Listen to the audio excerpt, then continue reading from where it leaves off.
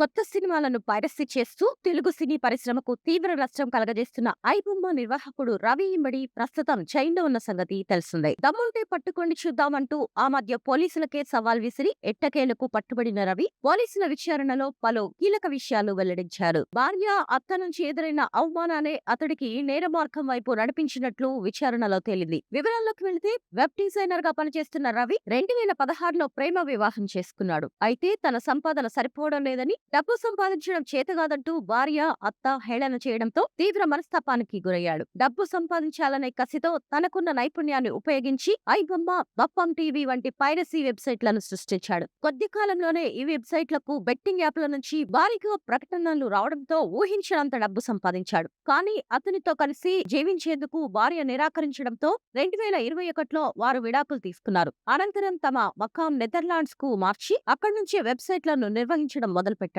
ఈ క్రమంలో సుమారు 50 లక్షల నుంచి యూజర్ల వ్యక్తిగత డేటాను సైబర్ నేరగాళ్లకు, గేమింగ్ ముఠాలకు అమ్మి 20 కోట్లు ఆర్జించినట్లు పోలీసులు గుర్తించారు. కూకట్పల్లిలోని తన ఫ్లాట్ ను విక్రయించి ఆ సొమ్ముతో విదేశాల్లో శాశ్వతంగా స్థిరపడాలనే ఆలోచనతో హైదరాబాద్ వచ్చిన రవి పోలీసులు పక్కా సమాచారంతో పట్టుకున్నారు. ఈ సందర్భంగా నగర సిపి సజ్జనార్ మాట్లాడుతూ చట్టానికి సవాల్ విసిరే ఏ నేరస్తుడైనా జైలుకు వెళ్లక తప్పదని హెచ్చరించారు. ఉచితంగా సినిమాలు చూపిస్తున్నారంటే దాని వెనుక యూజర్ల డేటాను దొంగిలించే చీకటి కోణం ఉంటుందని, ప్రజలు ఇలాంటి పైరసీ వెబ్సైట్లను ప్రోత్సహించవద్దని ఆయన సూచించారు.